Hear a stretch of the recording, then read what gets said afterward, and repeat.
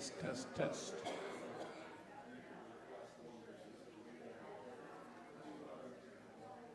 Folks, it's just a minute or two after 7, but we like to get things started on time.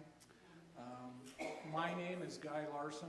I am the chapter chair of the South Dakota Sierra Club. One of the first questions we get asked a lot is, what is the Sierra Club? The Sierra Club is the oldest environmental group in this country. It was founded in 1892 by John Muir in California. And the Sierra Club's motto is to explore, enjoy, and protect the planet.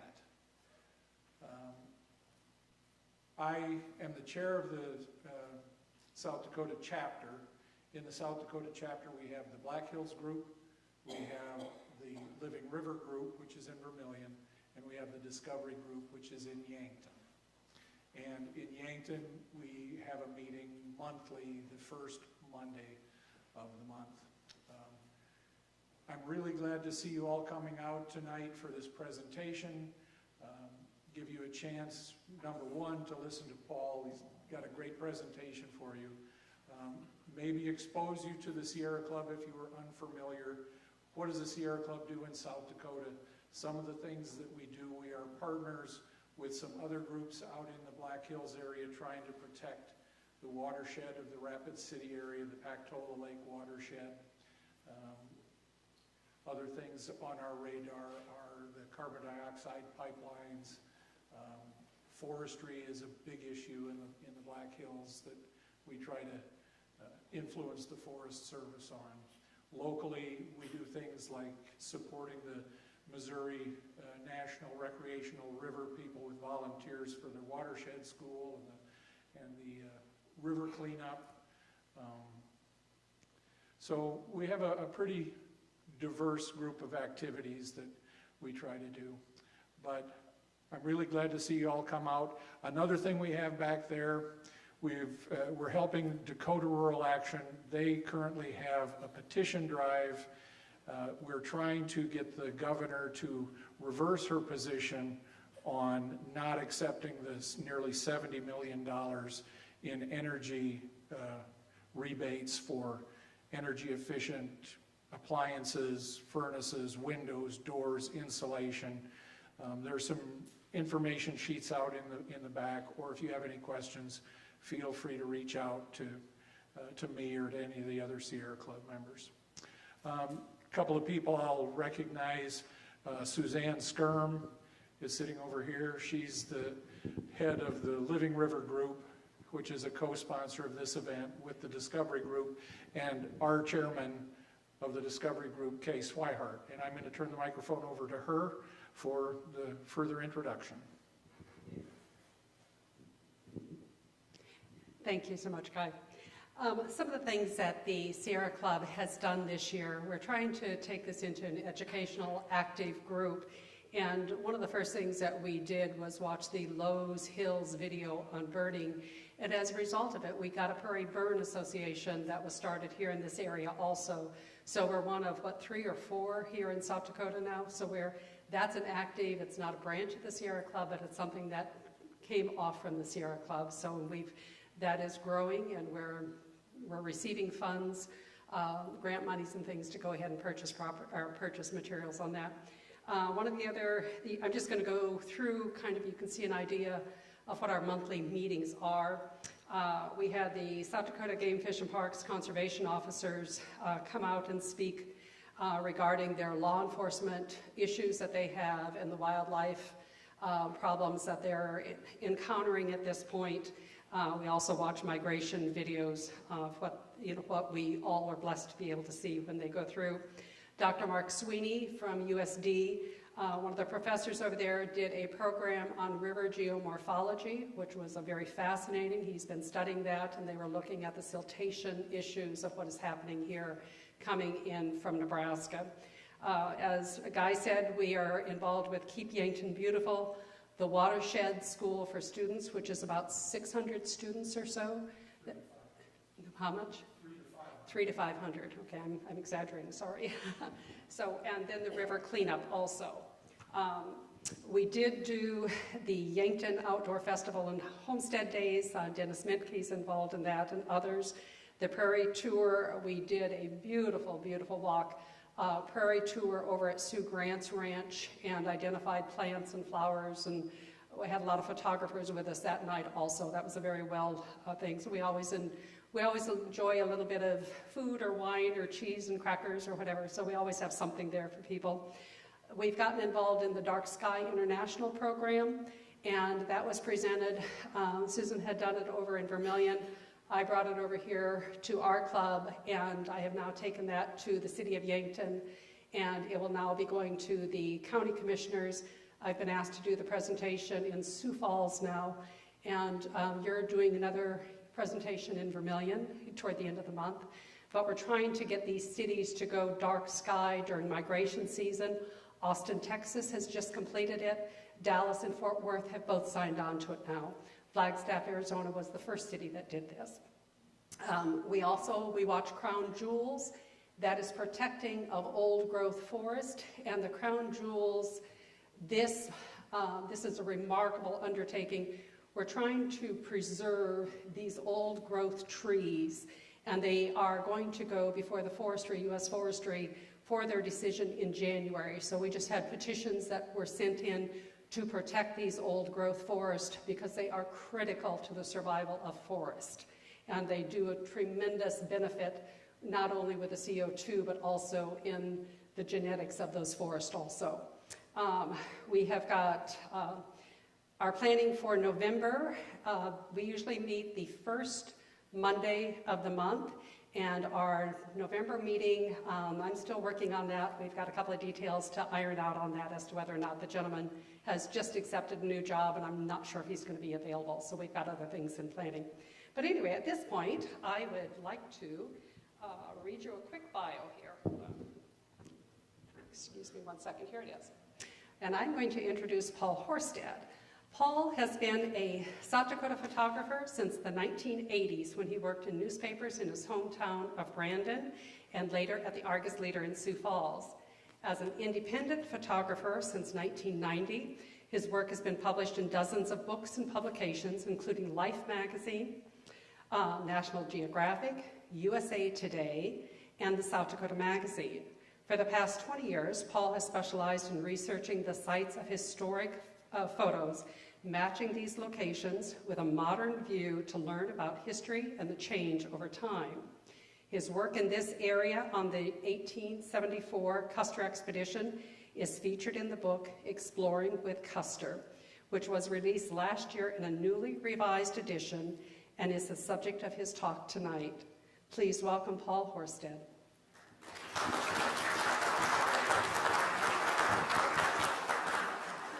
Checking the mic here. Is that sounding okay to everybody in the back? Great. And if somebody could dim the lights when the time, or anytime that's possible, I appreciate that. Well, thank you all for coming out tonight on this beautiful October evening. I've been enjoying it all day here in Yankton, as you'll see in a little bit. The main focus of my chat tonight will be about the 1874 Black Hills expedition. This will probably run about an hour, maybe a little longer, but I appreciate that the pews are padded in here, and I hope that's a benefit to you as well. So, I'm updating a project that I first started working on over 20 years ago, and this year is the 150th anniversary of the 1874 Black Hills or Custer expedition, as we sometimes call it. And so I also want to thank the Sierra Club for hosting me tonight. I certainly feel strongly about all of their goals. I hope if you haven't done this or joined them or gone to a meeting, I encourage you to do that here locally. As I think we'll see, some of the stuff I photograph illustrates some of the issues they're trying to address in South Dakota and around the country. And special thanks to Kay and Lisa, who've done so much, especially Kay, to help organize this and the cookies and the decorations and everything. I really appreciate that, Kay. Thank you very much. I also want to thank the church, of course, here, First United Methodist Church, for letting us be in their beautiful and, I think historic building. It's just an awesome venue to be here tonight. So thank you to them. And finally, I do want to call out South Dakota Magazine, an icon here in Yankton, and been a friend of mine for 2 decades, I think, and Bernie is around here somewhere. So thanks, Bernie and Katie, for all you do for South Dakota. If you're not subscribing already, what are you waiting for? All of you, or get a gift for somebody else. Well, I come from the Black Hills. I live near Custer, South Dakota, about a mile north of there. Not all the way up to Crazy Horse, but if you know that area, I'm up north of town there, and got a few acres with my wife, Camille. I love photographing, the landscapes out there, Black Elk Peak, for example, from a helicopter, Mount Rushmore, as they're doing inspections and so on. I've always been interested in history, though, and about 25 years ago, I sort of fell into this idea of trying to set my camera where somebody did a long time ago and trying to get it as close to that location as possible, right down to hopefully a few inches, from the original camera, so that you match up and you see what's changed. More surprisingly, you see what stayed the same, and learn a little bit about history. We tried to dig out what's going on in the old photo and how does that relate to what's going on today in the Black Hills or in other places around the country. So that idea of rephotography, I didn't invent this, other people are doing it, but I've tried to take it as far as I can in the Black Hills and around South Dakota, and that's become the basis of 5 books that we've published out of Custer. My wife, Camille, does the graphic design, and we send them to a printer, so she's a skilled artist and makes these look really good and attractive and easy to read, and those of you who have them, I think you can appreciate that. And I do want to thank our readers. I gained a few already tonight. Thank you very much for your purchases, and some of you brought books with you to be signed. That's great, or if you've purchased them in the past. These literally, each book kind of funds the next one. I joke about it going right into the gas tank for the next project. So that's very much appreciated. We're entirely self-funded. We're independent. We're not affiliated with any institutions that hand out cash for us to do this. So those readers are very important to us. I was inspired back in the 1990s, by a book that was published by South Dakota State. Does anybody recognize this book in the crowd? Wow, okay. Oh, 1 or 2. Okay, great. Well, South Dakota State published a book called Yellow Hair, Yellow Ore, Yellow Pine. It's kind of a mouthful, and they were the first that I'm aware of to do this repeat photography. So this author was trying to put his camera where this photographer that was with Custer did 100 years before this book was published. And that's how we kind of got the idea for what we ended up doing then. Around the year 2000, we started working on this 24 years ago now. My co-authors, John Nelson on the left there and Ernie Graffi on the right, all together put together these 2 books that are back on the table there. And so we first published these in the 2000s. The Exploring with Custer came out in 2002, 22 years ago, the one there on the right. And that is focused and was focused on the Black Hills part of the journey that Custer's wagon train made through the Black Hills, focused specifically on that area. We were also privileged to do another book in 2009 called Crossing the Plains with Custer, which is about the rest of their journey. We'll see another map here shortly, but they came from far away from the Black Hills. That part of the journey was too much to put into the first book, so we did a second edition, and that's what's out on the table there, a completely separate book about that. So together these kind of tell that whole story of this 1874 expedition. So what is new in the book we just revised last year? I know this is a little confusing. So we had a book come out in 2002, and we've just done a 4th revised edition, which is out on the table there with the number 4 on the cover. That is the completely revised 4th edition. We've got nearly every page updated. We added 36 brand new pages of material, new photographs, and historical information. I went back then to all of these places where the photographer had been in 1874 again. I'd done it in 2000, 2001, then I went back again in 2020 and 2022 and rephotographed all 50 sites again. And this time, because of digital photography making this just a little easier, I was able to do those shots on the same day that the photographer did back in 1874. So all during July and August this past 2020, I was trying to get to these locations and shoot those photos on the same day. And that has some ramifications because the lighting changes over the course of a year at a certain time of day, and so now the light matches up much better. We also got scans of the original glass negatives, which are in the state archives in Pierre. Back in 2001, we were working with copy prints. That's all they had available for us. So now we have scans of the glass negatives, and as I think you'll see, or if you look in the book, and if you do compare it to the earlier edition, it's just like a night and day difference on how clear those pictures are.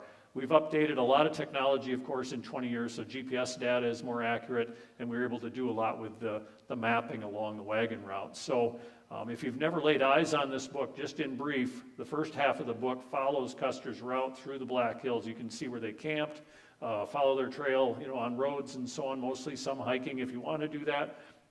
Excuse me. And the second half of the book then are these 50 places around the area where Custer's photographer took pictures of their camps or of the landscape that we've matched up then with modern photos. So that's what they're about. Here's a little history about exactly what was the expedition of 1874 and why did it even take place.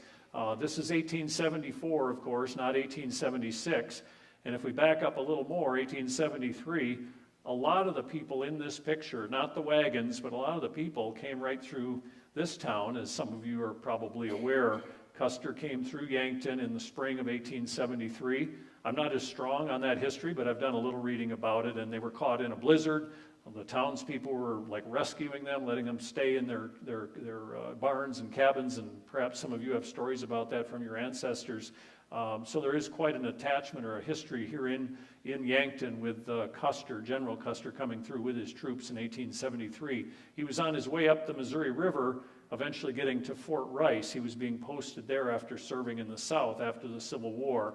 And then he went from Fort Rice up to Fort Lincoln, Fort Abraham Lincoln, which is where this expedition departed from in 1874, then in July. So why did they go to the Black Hills then after that? One basic reason was it was sort of a blank spot on the map. The military, the government didn't really know what was out there. They also were supposed to look for the site of a fort, perhaps.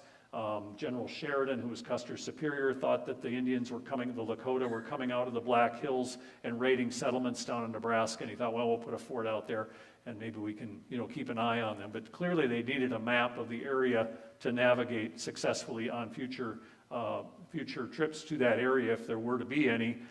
Yes, Ewart wrote in his diary, this is one of our many sources, Private Ewart, he just said, this is a blank spot on the map, we're going into uncharted territory. So all of this, though, is in the context of the 1868 Fort Laramie Treaty, and treaties are the law of the land. They're ratified by the Senate, and this had been signed with the Lakota and their Cheyenne allies, promising virtually all of western South Dakota, the Black Hills, parts of the surrounding territory, to the Lakota for their exclusive use. And so we try to remember this as we study this history. There's definitely, an argument to be made that the treaty was broken by this expedition. There is some language in there about government agents may be authorized to pass over the treaty lands, and I'm picturing a couple of guys, doing that to go talk to the Lakota, but I don't know if this is quite what they meant when they wrote that line in the treaty. So we do want to remember that, but also we're fascinated by this history, so we continue to study it and see what we can learn from that, right? This expedition, 1874, was led by Custer. He's the guy on the left there. His horse moved a little bit during probably a 10-second exposure, so he's a little blurry there. But he brought with him, there's 995 men listed on the roster for this expedition. There's also a black woman named Sarah Campbell, who was a cook for the sutler, and she's mentioned in some of the accounts, so we have some information about her in the book. There were 70 Indian scouts, mostly Arikara and Ree Indians. These were traditional enemies of the Lakota. So now they're signing up for to help the military, the U.S. military, with scouting, as they see it, perhaps going against the Lakota, their old enemies. So Custer needed these Indian scouts to literally point the way to the Black Hills, because it was over 300 miles from Fort Lincoln. He would have been wandering out there across the prairie, probably getting lost more than anything without their help. They knew where to find campsites. They knew where they could find water out on the treeless prairie. maybe where they might find some wood along creeks and so on, and also where good grass might be found, which they needed for grazing for all of their animals. So the Indian Scouts are very important. We know Custer was a little bit of a glory hound, right? And he did have 5 newspaper reporters along on this expedition, very conveniently. So, but that means for us today that we have lots of firsthand information. These reporters are writing down almost everything that happened virtually every hour on some days, and certainly every day there's some notes about what happened on the expedition. There were 2 miners, a guy named Horatio Ross, another one named Frank McKay. They were looking for gold everywhere they went with Custer's approval and apparently with the government's approval, looking for gold. And a little spoiler alert, they did find gold just east of the town, where the town of Custer is today. They discovered gold on August 2nd, or found gold, and in sufficient quantities to call it a gold strike. And this triggered then the Black Hills Gold Rush, 1875, 76, Deadwood, and so on. Everything that happened after that follows on the heels of this particular expedition. There was a team of map makers under a man named Captain Ludlow. Ludlow's probably the smartest guy on this expedition, if you ask me, but he recorded a lot of information, made a nice map we're going to see in a moment. Several other scientists studying the rocks, the plants, the geology, fossils. So this was an official government expedition, you know, not unlike what Lewis and Clark were doing on a little smaller scale here, and they're expected to report to Congress, what did you find when you went to the Black Hills? And that includes a map and a complete inventory of the resources of the area that they were going through. So there was, of course, a photographer, and his name William Henry Illingworth, from St. Paul, Minnesota. That's where he went back to after this expedition. We see his wagon in some of the photos. That boxy square wagon looks a little different than the covered wagons, so that is very obvious in some of the photographs. There were about 1,500 horses and mules. So they got about 6 mules pulling each wagon. That's roughly 700 mules and 800 horses being ridden by the cavalry. So again, any given camp, they needed a lot of grass to feed all the animals. And sometimes the grazing wasn't that good out on the prairie during the hot summer of 1874. But they were well armed as well. They had a cannon and 3 Gatling guns. Everybody on the expedition was carrying a carbine or a rifle, 45 revolver. And they were worried about the Indians, Lakota, attacking them. It never happened. And Custer was in a little different mode on this expedition. He's very clearly, from his own writing and from what people around him say, he's not trying to attack Indians on this expedition. He's literally just trying to explore and map the Black Hills. And out in the hills, they actually did encounter a small band of Lakota, completely surprised them, maybe 25 Indians and a few teepees up by where Deerfield Lake is today, and this is all in the book. And you can see that Custer's going out of his way not to alarm them. He just wants to interview them, get information. There was some conflict, and I'll save that for another time, but it's a fascinating chapter because that's not typically what we hear about Custer. I'm not defending anything he did before or after, but in this case, it's pretty clear what was going on there with just the exploration aspect of this. And then just to keep things light, they had a 16-piece brass band, and this picture even enlarges a little bit, and you can see someone with a large horn there hanging on the back of their saddle ready for action. So the band would perform in the evenings when after men had had supper, or when the camp was being set up, when they arrived. Anytime they were working really hard, the band would play to kind of entertain the men. And of course, again, if you know some of your Yankton history, the band was formed when Custer came through Yankton, and a guy named Felix Vinatieri, I believe, was a local musician who Custer was so impressed with as they went to these balls and dances in the town of Yankton while they were here, that he apparently signed up Vinatieri to become his chief musician, or director as we might call him today, of this 16-piece brass band. And I believe some of his instruments and some of his music is preserved in the Shrine to Music Museum, the National Music Museum as they call it. So I don't know if this is Vinatieri, but it's certainly one of the musicians he was serving with during his time with the 7th Cavalry in 1874. Some of you may know more about that than I do, frankly, but it's an interesting sub-chapter to this story. So this is Fort Abraham Lincoln up on the Missouri River. You can just kind of see the river off in the distance there. This is Custer's home here. All of that was torn down by about 1890s, the end of the Indian Wars period. But that's where they started from in 1874. Some of the buildings have been rebuilt today, and this is a state park up in North Dakota now, Fort Abraham Lincoln State Park up by Mandan, North Dakota. So roughly 300 miles from the Black Hills. So this map kind of gives you an idea of their route. The red arrows are pointing towards the Black Hills. They're camping every night and traveling the next morning. Reveille was 2:45 in the morning, and they were definitely on the road by daylight, if not earlier, and traveled till mid to late afternoon until they came to what looked like a decent camp for the next night. And so sometimes they stayed 2 nights, but generally 1 night each. They could travel from maybe 10 miles to 15 miles would be a good average day. Some days they went as far as 33 miles one day. Other times going through the Badlands or the like, it might only be a very few miles. So just depended what the wagon train could accomplish. They arrived at the Black Hills after about 3 weeks on July 20th. They end up camping where the town of Custer is for 2 nights, right on the town site of the town that would be founded a year later, and then 3 miles east of there for 5 nights. So they stayed in one place for 5 nights there east of Custer, South Dakota, and then went back along the blue arrows, and this is much more detailed in the book. This is just kind of an overview map here, and then it took them about 2 weeks to get back to Fort Lincoln. They were still exploring along the return or the blue route there. Same thing, overnight camps as they went, and then getting back to Fort Lincoln on August 30th, 1874. So it's about a 2-month expedition. They're only in the Black Hills for about 3 weeks of that time as they did all their work. And this is how we know a lot of this stuff. This is that official report to Congress. You open up the back and these huge maps fold out of it. There's 3 maps. And the one we rely on the most is the last one here, the Black Hills portion of that map. It's kind of focused on the hills.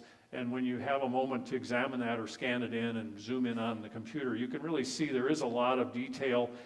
We know where, like this is, because there are photos of this camp. So we know exactly where that is. We know where the town of Custer is. So we know exactly where that is. We know where Black Elk Peak is. So we've got 3 points we can kind of line up then. This is what my co-author Ernie Graffey was doing 24 years ago, lining those up, and then that throws their wagon route up here. What does that mean? Where were they when they were way up here, a place we don't know what it is? So if you understand it, it's directing us following their route elsewhere through the hills.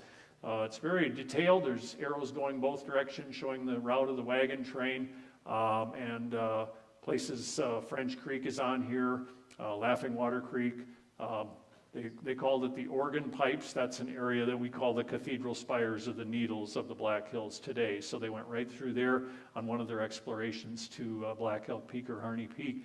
So yeah, it's quite a detailed map. And along with, we have about 25 firsthand sources, those newspaper accounts, the diaries and journals, and this awesome diary from Winchell, who was the chief geologist of this expedition from the University of Minnesota. And on July 30th, as it says right there, camp July 30th, he's talking about traveling 10 miles southeast, and what their route was. And he had done that sketch, which we assumed was done on July 30th. It's the preceding page. So we started looking at this sketch a little more carefully, and it says Granite Hills outline looking east at the top there. And we wondered if, he drew that somewhere along that day's travel, which is, again, they were coming in here. And so we're wondering, well, what does that mean? What's this turn here? And we were able to figure out where he did that sketch. That's just north of Custer, South Dakota. If you drive from Custer to Crazy Horse Memorial, you'd see this on the right side out the window, part of Buckhorn Mountain. And I live a mile north of Custer, and this is basically what I drive by every day going into town. So we're right on, Custer's track there, the wagon route under the highway there somewhere nearby.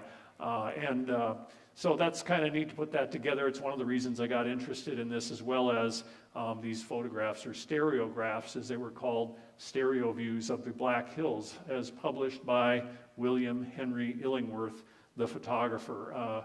He was using a camera that looks something like this. We don't know what happened to the camera. We don't have any pictures of it with him or anything, but it would have been a lot like this, an 1870s stereo wet plate camera. So he's shooting on clean glass that he coats with chemicals, puts those the negative into the holder and then into the camera itself eventually, makes an exposure of 10 or 15 seconds, very sturdy tripod, and eventually then gets the glass out and develops it in a nearby dark tent, and then you have one of these negatives. And these are preserved in the state archives. They were acquired in 1920. They got a special appropriation to buy them for $60 from a guy in Minnesota who had gotten these out of the Illingworth collection up in St. Paul. So Illingworth shot pictures all over the Midwest, up in Minneapolis, St. Paul, North Dakota, present-day North Dakota, Dakota Territory. He was in Sioux Falls even in 1871. I've got some pictures he took there of the falls before that was developed. But the glass of this particular expedition is in our state archives, and they're about 8 inches long. And again, he's shooting 2 photos side by side with those 2 negatives because he's shooting in stereo with those 2 lenses, I should say. And eventually, he would print these to these stereo view cards, which he was selling upon his return to St. Paul after the expedition. A lot of photographers made their living in the 1870s and 80s and into the 90s by this technique of selling stereo view images that you could look at in one of those viewers, like your grandmother's parlor perhaps had, or you've seen in a museum or the like. So yeah, those are pretty cool, but they do crop the picture. So we always value having now the full negatives from the collection in Pierre. Having those scans of those negatives has been very significant. And for one thing, you see along the edge of the negative, occasionally he inscribed the title of the photo. This says Hidden Wood Camp, as he wrote later then on the published stereo view, Camp at Hidden Wood Creek. That's what everybody called that location where they camped. This site is up on the North Dakota border, just over the border between Hettinger, North Dakota, and Lemon, South Dakota. You drive by this vicinity of this particular camp as they're coming to the Black Hills on July 8th, 1874. So about a week before they got to the hills proper. I was up on this location on July 8th a number of years ago, and myself got permission from the landowner and was trying to match the lighting. It's the same day, so I'm trying to figure out what time of day was he shooting. I knew it would be afternoon. I didn't know how late. So I'm kind of watching the shadows, and I realized that the leg of my tripod, the shadow was starting to kind of creep into the picture. Thought, well, I'm going to have to make a little adjustment to get that out of there. Then I get to looking at Illingworth's photo and realized, same thing there. So that's part of this process, where I start to think, boy, this really is, I'm getting a degree of accuracy that I'm after a lot of times. So, but that's an awesome photo site on a private ranch. We always ask permission, of course, and these landowners are usually willing to help us with that. So I've been very fortunate in that regard. Well, here's William Henry Illingworth. I met a descendant of his a number of years ago up in St. Paul, Minnesota. And we got to know each other. He gave me these scans of these portraits of Illingworth during his life. I think the middle one here is probably closest to how he would have looked in 1874. I wish we had more photos of him at work or whatever, but just the portraits. And he would have been 32 years old in 1874. So, and the descendant and I collaborated on putting this marker on Illingworth's grave, which is up in the Oakland Cemetery in St. Paul. We have coordinates on all of our pictures, almost all of our photos, so you can navigate to any of these, including Illingworth's gravesite if you're up in St. Paul sometime and you want to do that. That's a neat, beautiful cemetery, for one thing, with lots of Minnesota history in it as well. Well, here he is at work, or I should say we don't have a picture of Illingworth at work, but we have his shadow at work. At least we can see what he was doing there a little bit. The legs of the tripod and probably the black cloth over his head, and the picture was upside down in these old cameras. You'd have to kind of, be figuring out how that worked as you compose it. In his left hand, he's holding something like this, and I believe, you pull a dark slide out of the camera and then count. Take off the lens caps. There was no shutter. You just take the lens caps off and count to 10 seconds or 15 seconds, whatever his experience told him about the lighting that day. And he took this photo of a place called Inyan Cara Mountain, which is on the west side of the Black Hills. A beautiful location. This is still on private property. Once we get up into the Black Hills, many of these photo sites are on public land, and anybody can go visit those anytime. So yeah, I couldn't resist. This was July 23rd, the same day Illingworth would have been there in 2020. About 7:30 in the morning is when my shadow was sort of the same length as his as the sun was rising there. And you can kind of see there are some changes here. Growth of trees is pretty obvious at this location. That's not always the case, although sometimes it looks like there are more trees. And then the arrow is just kind of pointing at an object that's sitting out there on the prairie, which is sort of there today. It's the same tree stump there that's tipped over, and the roots are kind of pointing up in the air like fingers, so it's fallen away from the camera. And it's not petrified. This is pitch pine. It's a tree that's died in a fire, and it hardens it, and it just, you'll see ranchers use pieces of this as fence posts and so on, because it's so durable and resistant to decay. So we don't know how old that is, but we do have a little information on a similar thing up in the Black Hills. Illingworth occupied about 50 sites around the Black Hills. Sometimes he took 2 photos at one site or just kind of rotated the camera, but there's about 50 locations. He published 55 views in his set of stereo views. That includes pictures he took out on the prairie as well, on the plains as they were coming and going to the Black Hills. And he sometimes shot duplicate negatives, so we think that was in case he broke one of them, he'd have a spare, you know. But this site up in the Black Hills, I won't be able to show all 50 of those. There were quite a few of them in the loop before the program if you got to see that, and they are all, of course, in the book that we have. So this is up in the Castle Creek Valley. You're west of Deerfield about, 20 miles or so, or above, above Deerfield about 8 or 10 miles, above Hill City about 20 miles, Hill City, South Dakota. So not too hard to get to. We do have directions in the book. I'll show you that in a minute. But so zooming in here, there's Illingworth's wagon. We can see that's his wagon. And notice the other wagons are just kind of parked. You know, they're parallel parked there. They're not moving in a line exactly. And so why is that? And this is where we turn to the part of the book and my co-author Ernie Graffy's project, which was to take all these written sources. We have 25 sources. And what did each of them say on July 26, 1874, when we know this picture was taken? When they came through the Castle Creek Valley, you've got, newspaper reporters, Custer, Ludlow, Private Ewert, all these sources writing what they saw that day, what their perceptions were. And several of them mentioned they ran into kind of a boggy area in this narrow valley.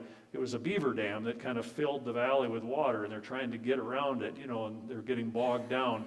So one guy says it took about 4 hours to pass that location. I mean, they were definitely slowed down. So that, you can imagine Illingworth sitting there saying, he can see this is going on. Now I've got time. Maybe I can go up on this rock formation above us and get this photo looking down the valley. So it explains what was happening, why he might have been able to take this picture. And also in this photo alone, this is the only one like it where we see this object that is apparently a folding darkroom tent. I've had other photographers who do this type of work today say, yeah, that's just his little dark tent with a black cloth laying on it. Once he got the negative exposed, he had to process that negative within a few minutes or it would dry up and then it would be ruined. So he's throwing his head into that little box, throwing the black cloth over and processing that in a little tray of developing solution inside. And that's kind of a little glimpse into his process of his work. This photo site looks like this today. Again, generally, it looks like there's more trees than there probably are. They tend to be smaller and closer together. Also in this picture, there's a lot of aspen that don't look like, it looks like there's nothing there, but there are aspen trees that turn white in these photos, the way they were exposed. So it's a little bit hard to interpret that just at a glance, what the situation is with the forest at all times. But there are these burnt stumps or snags, which are in both photos. They survived from 1874. There's a number of them. There's one there, there's that one. There's a couple more over here, all in this area that burned in a fire at some point in the distant past. And the question might be, when was that? The Forest Service did a study right at this location. If you turn around from the camera point, you can see similar stumps like this all through the trees on the hillside. So they decided to, this is the U.S. Forest Service, which has custodian of this property, which anybody is free to visit because it's on public land. They cut one of those down and sent the tree ring slice to a lab in Colorado where they count the rings and they can match these up with other tree rings and then determine the age of that stump. At least they think they have. They found that the similar tree sprouted in 1418. The outer rings date to about 1570.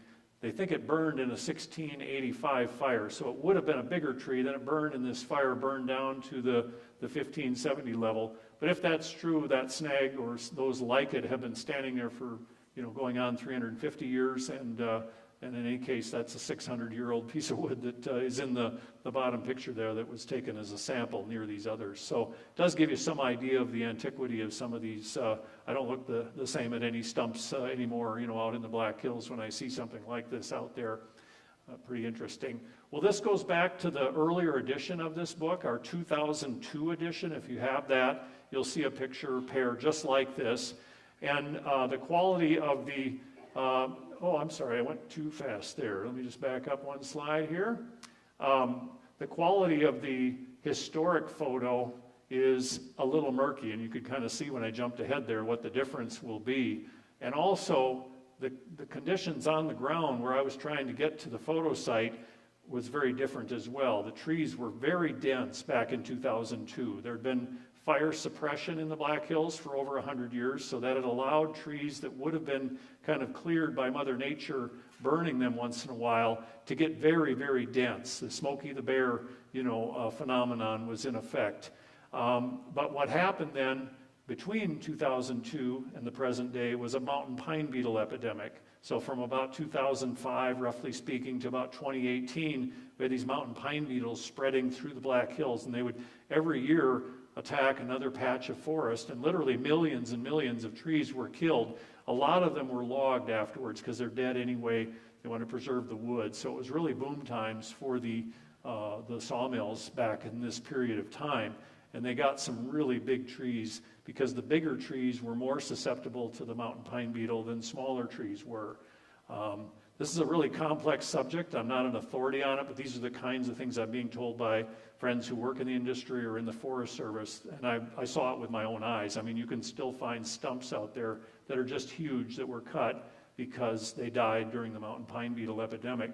So this is a sample of what it looks like now at a similar location to that other photo site.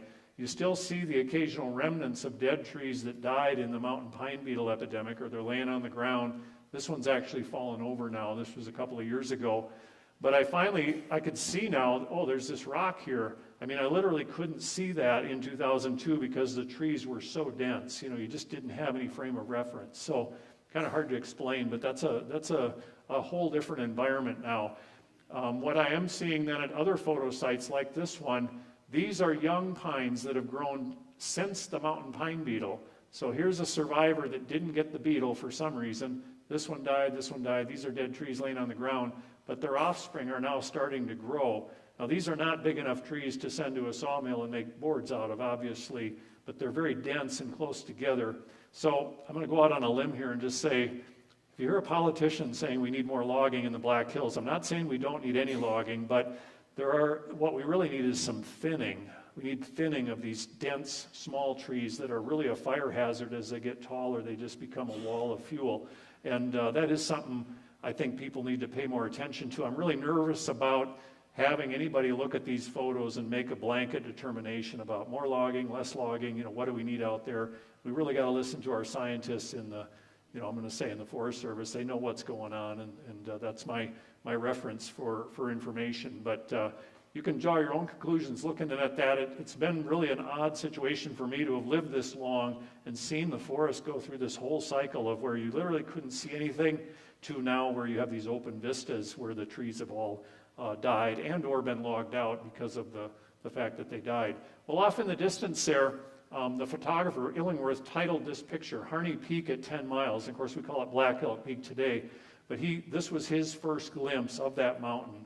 And the expedition, they knew this was the tallest mountain in the Black Hills. It had been named in 1855 as some other travelers were going by the Black Hills. They could see this mountain way off in the distance, called it Harney Peak, now Black Elk Peak. So that was a big deal for the expedition to site that. They knew they were reaching the center of the Black Hills, and they went into camp where the town of Custer is today. And that is that location. July 30th and 31st, they were camped on the town site. On July 31st, Custer himself and Ludlow, the map maker, and a detachment of soldiers decide to climb Black Elk Peak or Harney Peak. They wanted to get to that high point and look around. Ludlow is shooting bearings to other mountains, and that's how he's tying his map together. You know, if you do survey work, you know, you got to have other frames of reference to tie that together. So they're gone from camp on the 31st. Didn't get back till 1 o'clock in the morning, the 1st of August, the next morning. It was really late at night because they had such a difficult climb going up Black Elk or Harney Peak. Meanwhile, back in camp, this is what was going on earlier that day when Custer was away. Whether it's a coincidence, we don't really know. These were all some of the senior officers of the expedition under Custer, and they were definitely having a party. Champagne flowed plentiful, as it says. The whole party were pretty well hobbled. So it's kind of a humorous picture. We have colorized it. That's another feature of our new book, is colorizing some of the historic photos, not all of them. But I wasn't able to find this site back in 2001. I kind of made a stab at it, and turned out I was a couple of blocks off. But we know this photo was taken on the town site of Custer, South Dakota, in that camp, but just not exactly where. Well, we didn't have Google Earth back in 2002. That came along a little later, and I started to use that as time went by, and it's become a very valuable tool. And by just marking all the rock formations I could see in backyards or in places along the streets where I knew I could get to, but I just never gone back there to look. You know, you just don't do that everywhere.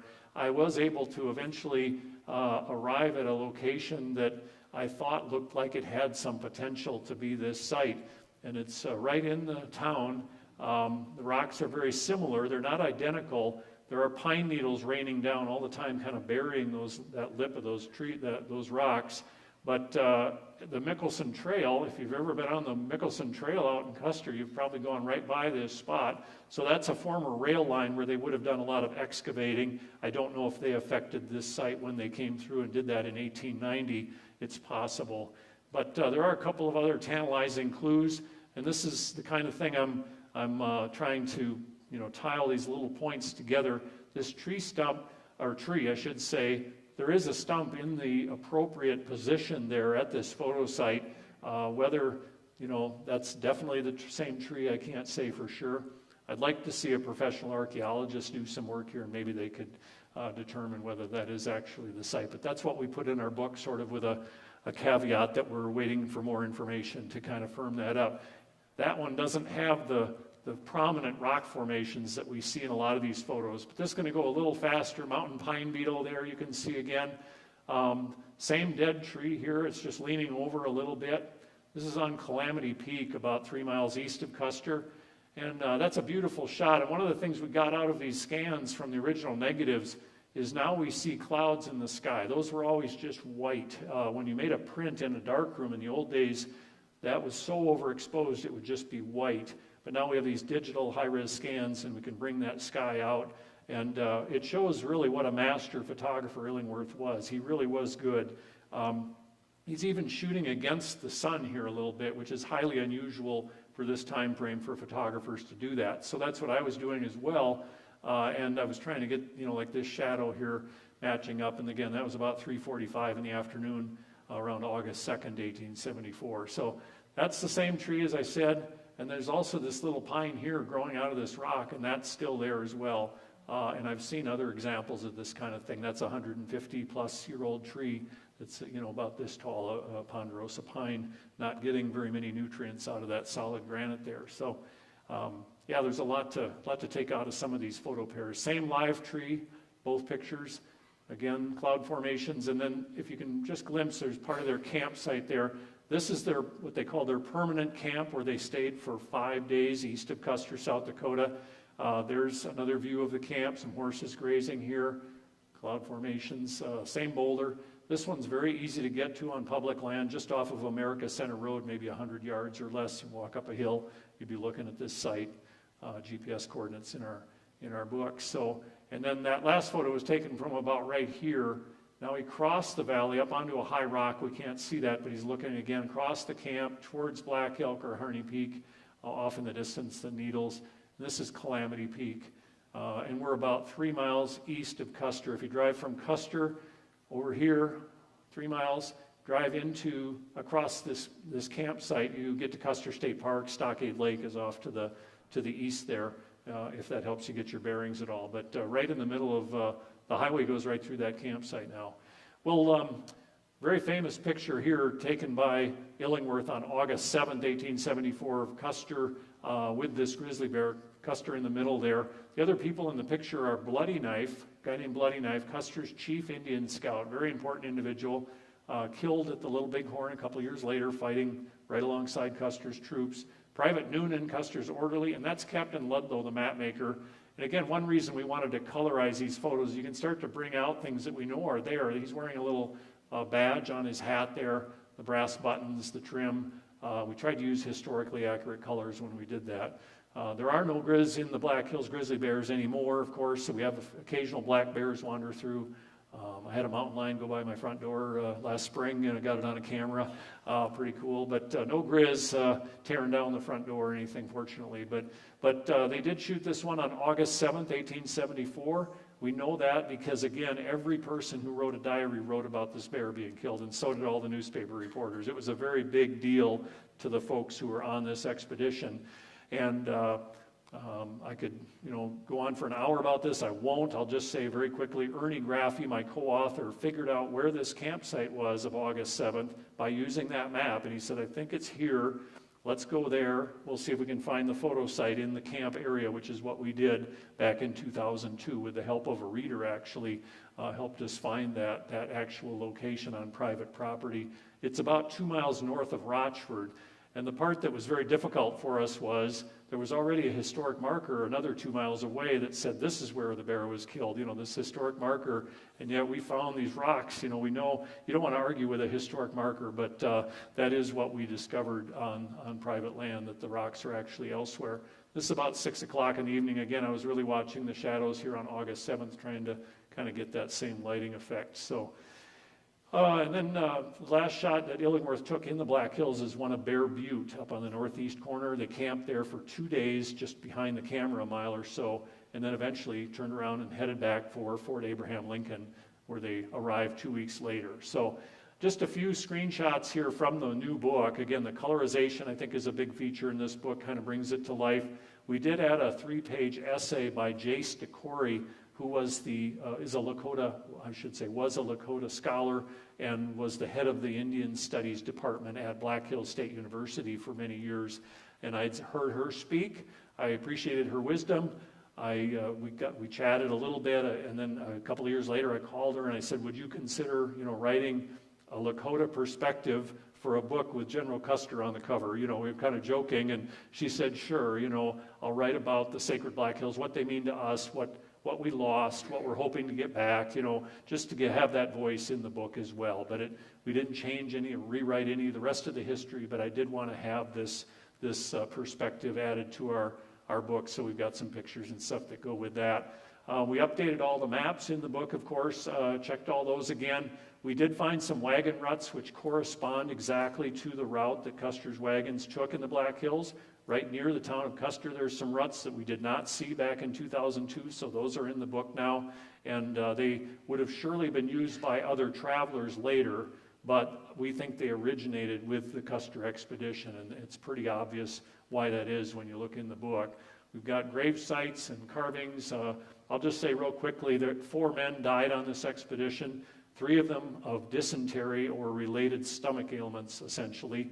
Bad water, bad food, that was a real problem out on the prairie, especially bad water. They were drinking the same water that dozens, if not hundreds, of horses and animals had walked through already. If you're at the back of the wagon train, not a good place to be when you're trying to get some water and they were running low.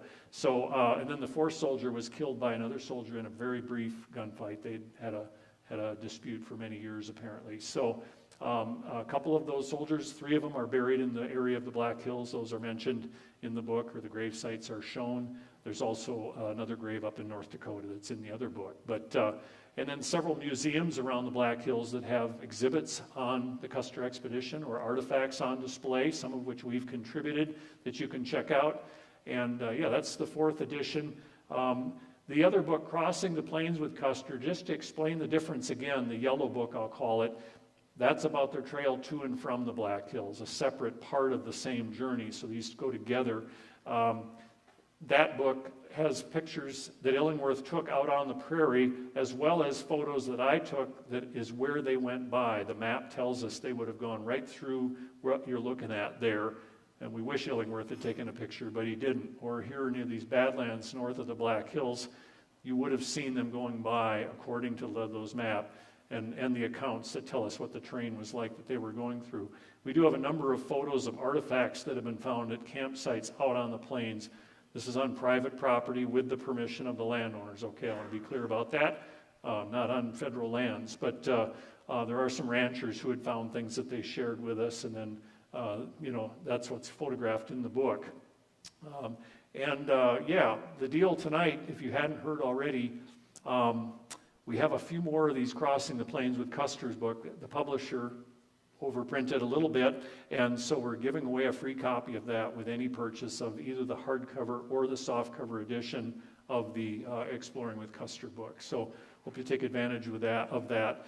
I have done a couple of other books that I don't have with me. I just didn't have room to bring all of those, but they are on my website. The Black Hills yesterday and today is just a little bit later photography. These are pictures taken by other Black Hills photographers after the Custer expedition, as the gold rush was starting, as the trains were coming in. Places like Black Elk Peak, looking out from Black Elk Peak. Now we've got tourists coming in, Mount Rushmore being carved. That's just a glimpse of about 150 sites around the Black Hills in that book. That's one of 3 books like that I've published on Yellowstone National Park, another book like that, as well as on 24 national parks. The same idea, then and now pictures all around the national parks of the country. So I wish I could, had another hour, I'd tell you more about that. But please go on my website, and just to kind of get you there, you can get free shipping. Just free ship is the code, you know how that works on a website. Or call me on the phone, I'd be glad to help you. I personally sign and ship all these books myself, or maybe Camille will help you with that. But if I can help in any way, don't hesitate to look those up on my website and then give me a call. So what I'm working on right now for the next year or so, the next book that'll be coming out, people often ask about that, and I really appreciate it. I'm trying to do a South Dakota yesterday and today. So I'm going to towns, cities, not every town, but most of the big cities, a lot of small towns, landmarks, the dams, Missouri River, the Black Hills again. I'll be exploring that all again, and including those. So that's what this is looking like. I've been working on it about 3 years. It takes a while to figure these out, to get the pictures, to go to the spot, to find the lighting. That's Mickelson Trail there over in Pierre. I do have trees in the way a lot of times now, but I'm working around that. This is where I live, our museum there. And then this is interesting to me, at least. This is at Chamberlain, probably 20, looking down over those bridges. And so you have the dam being built, and that'll make the river bigger. And then also this lack of fire out on the prairie is also very significant. This is what that looks like now. This is very close to the right spot. Those cedar trees are taking over the prairie, folks. I'm not kidding. It's really amazing. We don't see it day to day, so you don't appreciate it, but over 100 years, it becomes pretty obvious. So it has, aspects of wildlife, different kinds, birds and so on that use the grasses. They can't nest in this. The ranchers don't like it. If they're thinking about it, they don't like it because it's shading the grass, so there's less grass for their cows to graze, right? And so there's almost nothing else growing underneath these trees because they shade and take all the water. But I just shot this on Saturday. I've been looking at this site for about a year, trying to figure out where it is. It's not right at Bone Steel. It's on the old highway that used to go down to the river and cross the bridge. They floated the bridge up to Chamberlain. If you know that story, that's another whole, lecture. But the road still goes down to the river. And using Google Earth, which is my main tool for scouting these locations, here's what I ended up with. Again, I don't know how that looks to you. To me, it was really surprising to see that. And I was holding the camera on a pole over my head about as high as that light, just to kind of get above those cedars because they were right in front of me at the actual photo site. So it's kind of, I'll just pop back here. This probably isn't exactly the right spot, but it's really close. So again, I'm just trying to show change, similarity. Maybe we learn a little bit of ecology along the way with our history. Over in Sioux Falls, the falls there, of course, downtown, the Queen Bee Mill burned down in 1956. So that's not there, although some of the other structures are, and the falls, of course, remain. That arrow was pointing at a window that this picture was taken from, looking back towards town. And so another technique I'm using is to fly a drone to the site where a photographer once stood, for example, in the window of a building that's no longer there, or sometimes grain elevators were used as a place to take a photo of a town, or a water tower, or even a building on Main Street that's no longer there. So sometimes I can fly to that spot and shoot a matching photo, as I attempted to do here. And, problem with Sioux Falls is it's growing so fast, I got to go back about every 3 weeks to take another picture. But and then up at Brookings, this is the Campanile, looking out from the Campanile across town there, or across the campus, I should say. I was just up there for the book festival and went downtown and did this shot, and just kind of a different technique for revealing the past there a little bit. That was kind of fun. Yeah, there you go. That's kind of neat. A lot of nicely preserved buildings left in Brookings. It's funny, some towns, they're gone. They're just gone. Downtown Sioux Falls, they eradicated lots of buildings back in the 70s, old buildings like this. But Brookings has hung on, and certainly Yankton has its share of great old historic buildings. Just Saturday, I stopped at Running Water. That's up the river here a little ways, and tried to figure out where this was.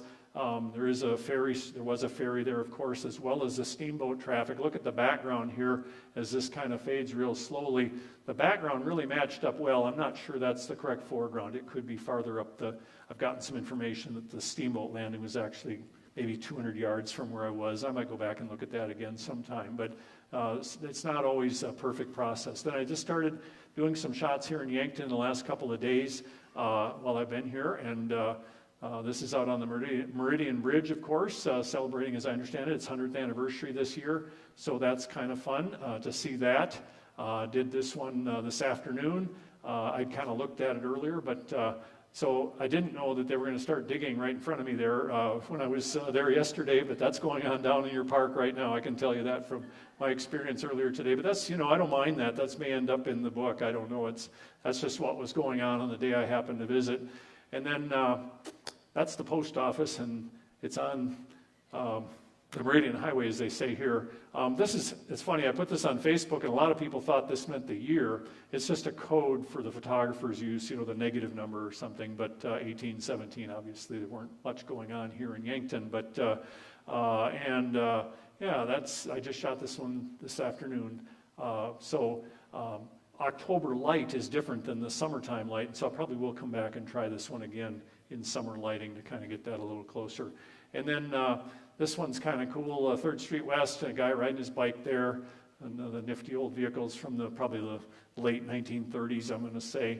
And believe it or not, here comes a guy on his bike. And I really, sometimes, and this was about 2 o'clock this afternoon, and I gotta say, I have a photographer's eye a little bit. I was waiting for him to get a little farther away, but he turned right into an alley before he got that far away, or I would have matched him up even better. But beautiful buildings down there. So I put coming in 2026. That's not a promise or a guarantee, but that's what I'm hoping for. Another year of photography around the state, elsewhere, same thing.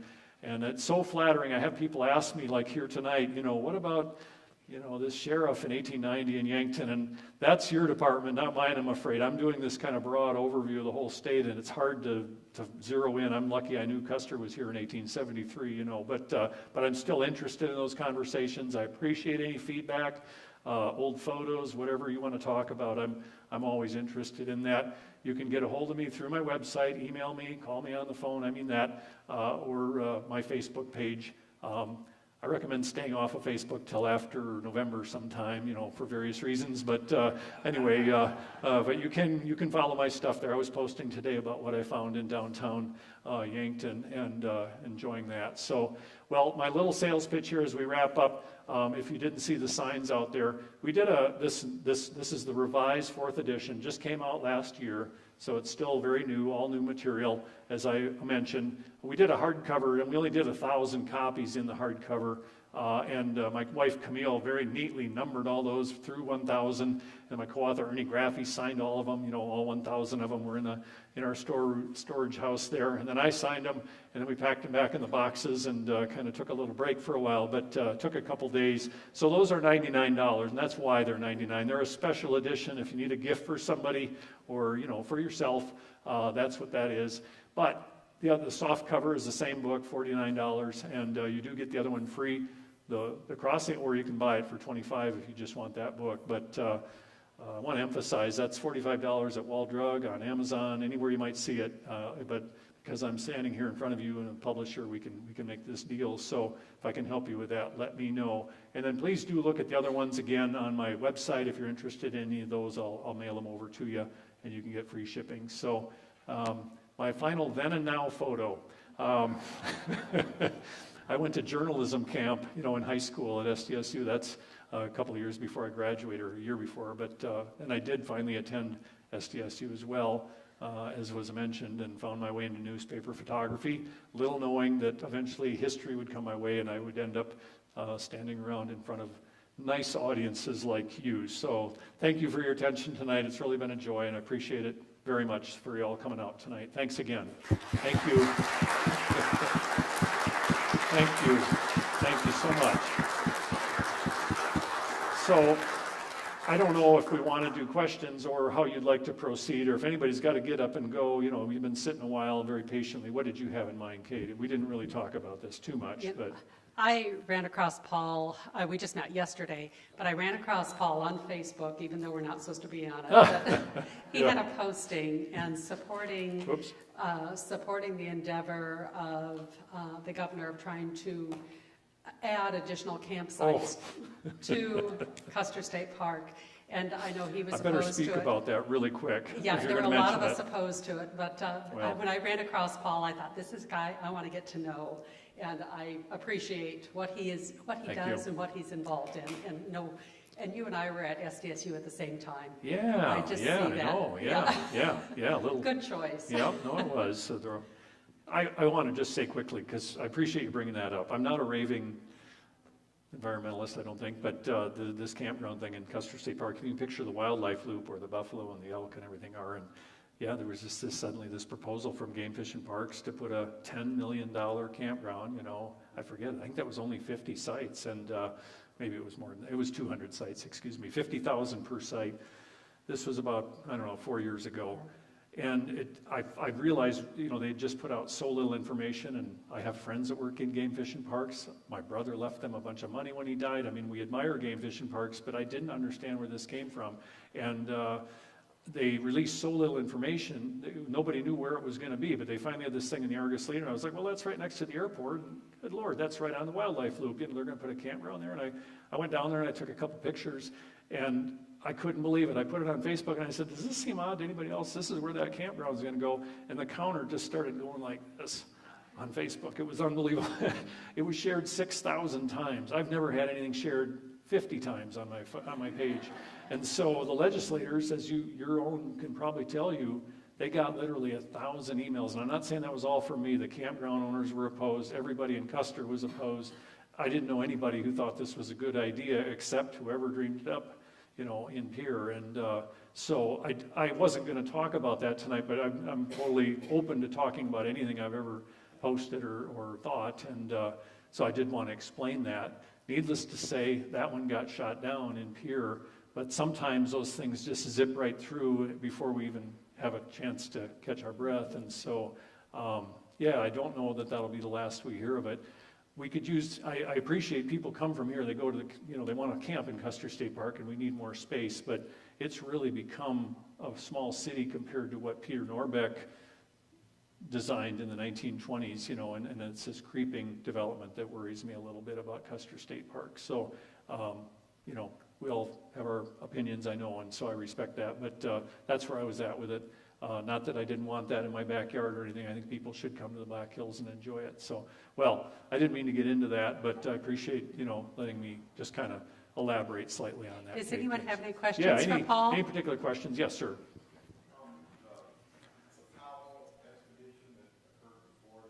Powell? Let's see. Oh, that's the Grand Canyon, right. Yeah, exactly. Powell. Yep. Yeah, right. Same thing. It's later than the Powell expedition. Yeah. Right. You know, Powell's expedition, the Grand Canyon, left the Grand Canyon the way it was. Custer's expedition found gold and miners flooded in. 1874, the government tried to keep them out. 1875, they tried to keep them out. And then they tried negotiating with the Indians. And I'm really summarizing a lot of stuff that happened here. And then finally just kind of threw up their hands and said, we can't keep everybody out. We're letting them in. They had signed some papers with some chiefs, but not with others, you know, others that were opposed to selling the Black Hills. So, you know, the Supreme Court, I think in 1980 said, yep, that was wrong. Here's $100 million. The Lakota say we're not going to take that. I think it's grown to almost $1 billion now, or several hundred million. They are buying back their, you know, land in the Black Hills, sacred places. They bought some huge prairies. I support that. I mean, why shouldn't they? You know, it's their land too, and they're paying for it. You know, so and I don't know what the final, you know, outcome of that will all be. But yeah, Powell's expedition just they had a photographer there in 1871, and I've stood on his shoes a couple of times way at the bottom of the canyon. It's awesome. But yeah, some good stuff there. Actually, he had a couple of expeditions. So, yep. Anyone Yes, sir. else? Is there any truth to any of Custer's soldiers being buried in Bonham Cemetery? Yeah, he's asking about any Custer soldiers buried in Bonham Cemetery. All I know about that is what I read in South Dakota Magazine, and so I'm, you know, I'm kind of not joking. That's I think a pretty good article, but maybe if anybody else has more information, I haven't researched that, so I don't know. I think what it said in the article was that there might have been, was it rheumatoid fever or some other disease that maybe Custer didn't want anybody to know about, so they just kind of like quietly buried these guys and then left because they didn't want to start a panic. That was speculation, I think, in the article, and I'm doing that from memory, which is also very, very dangerous. But yeah, I'm sorry I don't have a little more on that. Maybe you do. Yeah. Probably more about this than we do. Yeah. Isn't there a gravestone at the Chalkstone Church, west of Yankton to stop Highway 50? There's a marker there of somebody from the 7th Cavalry that Okay. was accidentally shot. No kidding. Okay. Yeah. I wonder if there's a year. All right. And I'm not saying this happened there, but sometimes in the Black Hills there were later military episodes. 75, there was another army there. 76, another army, you know, coming through the hills, and people died and so on. And sometimes people jump to the conclusion this is obviously from Custer's expedition when it was only a year later, but it wasn't Custer, you know. But this very well could be the 1873. I don't know. Yeah. So yeah. Well, listen, there's some good work. Get going on that, and I'd love to hear about it. Maybe the day will come. But well, any other questions at all? I will do my best back there to sign and run a credit card machine, and it goes pretty fast. I'll stay as long as anybody else would care to tonight and talk or answer questions. So I'm going to just, if you'll let me slip back there, thank you again. There are.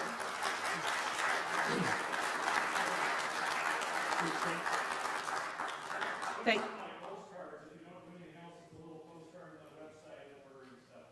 There's lemonade and iced tea and lots of goodies back there. Please help yourself. There's brochures for the Sierra Club. I want to thank Mount Marty students for coming. I am so thrilled to have you here. If anyone is interested in joining the Sierra Club, there's flyers out there. I do have to say that they're not up to date, but take them with you, and you can certainly go online and sign up. We'd love to have new members join us, and I think that's a wrap for tonight. So thank you for coming very much.